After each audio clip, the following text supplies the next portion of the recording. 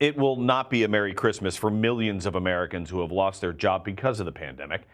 The Century Foundation, a progressive think tank, estimates 12 million people will lose crucial unemployment benefits on December 26th. Two programs under the Coronavirus Aid, Relief, and Economic Security, or CARES Act, will expire unless Congress can reach an agreement on a new stimulus bill. A lapse in benefits could have a detrimental impact on the economy, as these government programs have helped many families and businesses just stay afloat.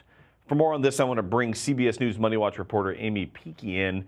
Aimee, one of the programs set to expire is a pandemic unemployment assistance program. Tell us a little bit more about this, who it helps, and how much money have they been getting, and is it enough? Yeah. Thank you so much for having me on to talk about this important issue. This program was created by the CARES Act in March, and it was really unusual because for the first time it allowed people who are gig workers and freelancers to get unemployment benefits. Usually those unemployment benefits are only available to people who work a full-time or part-time job through an employer. So it really opened up unemployment to millions of people. And the problem is that when these benefits expire on December 26th, it's going to kick more than 7 million gig workers, freelancers, people like who drive your Uber, writers, consultants off those unemployment benefits. Because as we all know, the pandemic has been hard, not just for people in full-time jobs, but for people who rely on the gig economy to make a living. So that's going to be a huge hit when that expires at the end of December. And there's another program that's also expiring that was an extension for unemployment benefits for those regular workers who typically do get their state unemployment benefits. And that's almost another 5 million workers that will lose their benefits also at the end of December. It's a huge hit to the economy because those programs are providing about $19 billion a month in unemployment benefits to workers. And that money is being used to pay bills, to buy groceries, support local businesses, and all of a sudden that money is going to disappear from the economy. I also talked with some workers who are losing their benefits, about to or already have lost their benefits, unemployment benefits, and they told me that they have relied on that money to help pay their bills, to pay their gas bills, their electric bills, their groceries.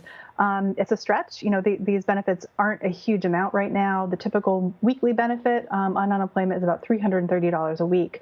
But, that's helpful when you're really facing a crunch and you don't have any other income coming in. You mentioned unemployment benefits or a few other programs that are set to expire. Can you tell us what kind of effects that may have? You're talking December 26th, some of these are going to go away. Is that going to affect what happens on December 25th with Christmas shopping and things like that?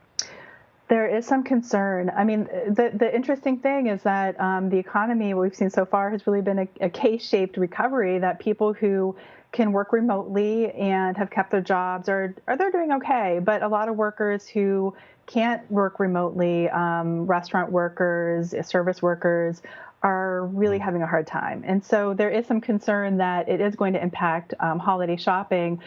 But right now, it's a little too early to say what that impact will be. So we'll have to see. But you're right, there are other programs also expiring at the end of the year. And that's also very worrying to the economy. One is the eviction moratorium. So there is a great concern that when that expires, we're going to see an increase in evictions, an increase in homelessness, and that's also not good news for the economy. And the other one is forbearance for student loans. And that's been a huge help for a lot of people who are repaying their student loans because it's given them a little bit of breathing room this year. But that also expires at the end of the year. Are there any other government programs that people can turn to if this aid expires? Not to the level that we got through the CARES Act. The CARES Act was incredibly generous and really kept the economy afloat this year.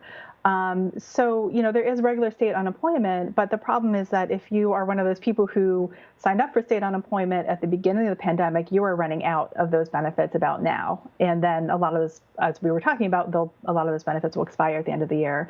There was also the Lost Wages Assistance Program, which was signed by President Trump in, I believe it was August. August, and that provided an additional 6 weeks of unemployment help. But that is also running out in many states. I think there might be a few states that are still paying out those benefits, but they're about to come to an end as well.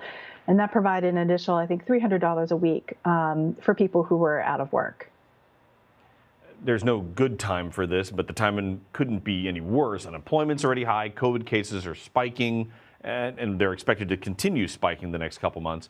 More shutdowns could happen. What is this going to do in the bigger picture to the economy? Well, this is what we're hearing from economists. There's a great concern about the impact to the economy, that this could really create what they're calling a W-shaped recovery. So, we've talked about the beginning of the pandemic, a V-shaped recovery, that there's going to be a big dip, and then we recover strongly. And that did happen to some extent. We did see the economy recover in the third quarter. But this headwind that's coming up now with these loss of these benefits, with unemployment still being really high, the worry is that we're going to have another dip, that the economy is going to slow down again as it tries to absorb all these additional shocks, the loss of these benefits, unemployment still being high, and potentially even more job losses because, as you mentioned, COVID rates are rising. We're seeing a lot of states and cities put new restrictions in, especially for restaurants, bars, those types of establishments. And that is also a headwind for jobs. Some of these businesses are saying we just can't stay open, and that leads to more job losses. The ball is in Congress's court right now. Where do negotiations stand on a new COVID relief bill? And is there any chance we see a new stimulus bill before President-elect Biden takes office in January, or is it going to have to be in the new administration, which for a lot of people may be too late? Yeah, this is the big question. And what some economists are telling us and analysts is that it's possible there could be a slimmed down stimulus bill passed in December, but they're not hopeful. They're thinking it's more likely that a bigger stimulus bill will be passed once President-elect Biden is inaugurated. But that's tough because it means that there's going to be a gap between unemployment benefits and these other benefits ending at the end of December and when a new stimulus bill comes into effect. So it's a little unsure. It's a little unclear at this point what's going to happen. I mean, the good news is that both Republicans and Democrats want some kind of stimulus bill. They're just not in agreement about what should be in it and the amount of benefits that should be in it. For instance, the Democrats want to renew the $600 a week pandemic unemployment benefits that expired in July. Republicans think that's too much money. So, they're far apart on some of these issues, and where that falls out in the next month or two, it's a little hard to say at this point, especially because of the transition and what's going on there. But we will be keeping on top of this and writing about it for CBS News. Well, Aimee, I know that you kind of nailed it on the head there. We're talking economy, but for a lot of people, it's just staying in their home, keeping it warm, and trying to get food on the table. And that is their economy in front of them. Aimee Picchi, thank you very much for your time. Thank you, Omar. I appreciate it.